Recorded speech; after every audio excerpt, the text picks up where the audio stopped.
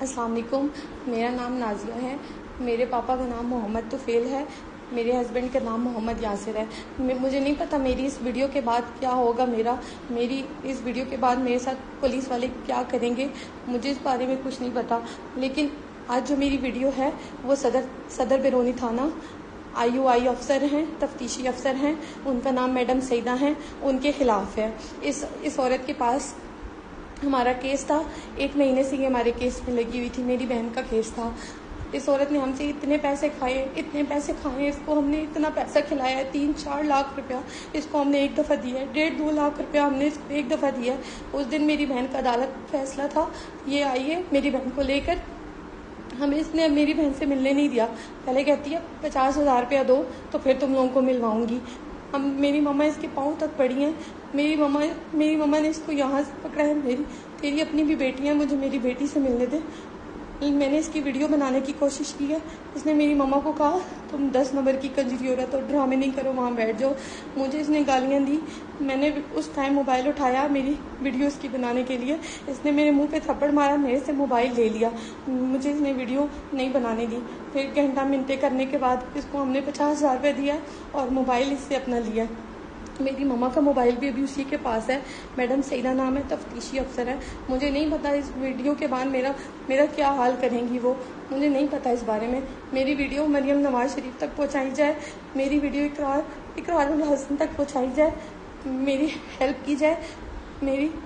ہمارا عدالت میں فیصلہ تھا، میری بہن ہمارے حق میں فیصلہ دیتی، لیکن اس نے ان کرسچنوں سے پیسے کھائے ہیں. ہمیں نہ وکیل کرنے کا موقع دیا ہے.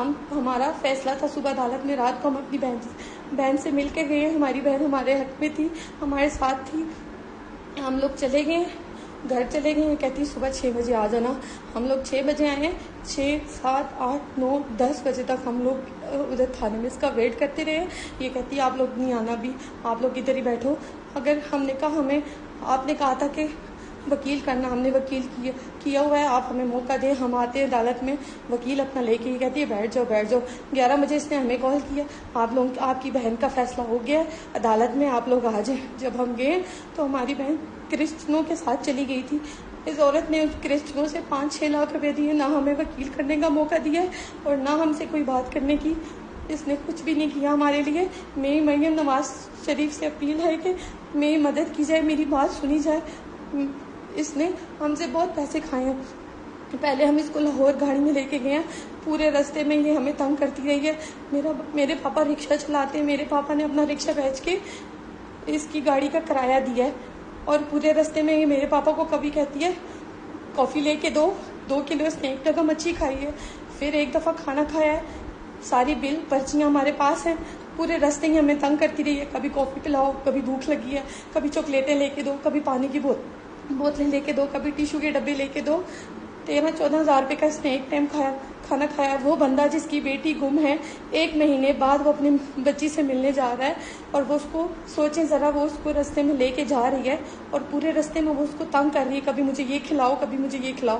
ایک باپ جو اپنی بیٹی کو ملنے جا رہا ہے، اپنی بیٹی کو لینے جا رہا ہے، اس کے ولیمے پہ نہیں جا رہا، اور یہ پورے راستے ہمیں تنگ کرتی رہی ہے. کبھی یہ کھلاؤ، کبھی وہ کھلاؤ، کبھی یہ لا دو، کبھی وہ لا دو. پہلے بھی اس نے ہم سے اتنے پیسے کھائے، پھر بھی اس نے ہمارا پیسوں کی کوئی بات نہیں، لیکن پھر بھی اس نے ہمارا ساتھ نہیں دیا. پھر بھی اس نے ہمیں ذلیل کیا ہے. سارا کچھ میری ماں اس کے پاؤں تک پڑی ہے. اس کو ایسے کرتی رہی ہے تم میری بیٹیوں کی جگہ ہماری مدد کیوں نہیں کر رہی، تمہیں پیسے چاہیے تم اور پیسے لو. اس نے شروع دن سے ہمارے ساتھ پیسوں کی ڈیمانڈ کی ہے.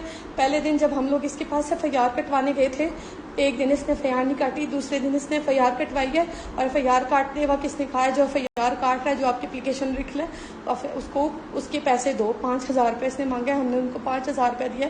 FIR کاٹنے کے کون سے پیسے ہوتے ہیں؟ پورے بل ہمارے پاس ہیں. پورے راستے ہم سے کھاتی آئی ہے، کبھی کیا. مجھے نہیں پتا میرا اس ویڈیو کے بعد کیا حال ہوگا، یا میرے اس ویڈیو کے بعد مجھے مار دے گی. کیونکہ جب اس نے میری ماں کو ذلیل کیا، میں نے کہا میں سب کچھ برداشت کر سکتی ہوں، میں اپنی ماں کی توہین نہیں برداشت کر سکتی. میری ماں تمہارے پاؤں پڑ رہی ہے میڈم، آپ کے پاؤں پڑ رہی ہے میری ماں. لیکن میں نے اس ٹائم کیمرہ نکالا ہے، ویڈیو بنانے کی کوشش کی. اس نے مجھے تھپڑ مار کے میرے سے موبائل لے لیا اور مجھے کہتی میں تمہیں لاک اپ میں بند کر دوں گی. اب میرا اس ویڈیو بنانے کے بعد مجھے نہیں پتا میرا کیا حال ہوگا اور کیا نہیں ہوگا. میری مدد کی جائے، میری ویڈیو اقرار الحسن تک۔ مریم نواز شریف صاحبہ، آپ پاکستان میں اتنا اچھا کام کروا رہی ہیں، روڈز بنوا رہی ہیں، سارا کچھ بنوا رہی ہیں، آپ ایک دفعہ ان پولیس والوں کو بھی چیک کریں، ادھر بھی چھانٹی کریں تو ہمارا پاکستان بالکل ٹھیک ہو جائے گا۔ آپ ان کو بھی چیک کریں کہ یہ کیسا کام کر رہے ہیں، یہ کیوں ہم غریبوں کے ساتھ ایسا کر رہے ہیں۔ ادارہ میری مدد کی جائے، مجھے نہیں پتا میری اس ویڈیو کے بعد میرے ساتھ وہ کیا کرے گی۔ وہ پولیس افسر ہے، میں نے اس کے خلاف ویڈیو بنا دی ہے،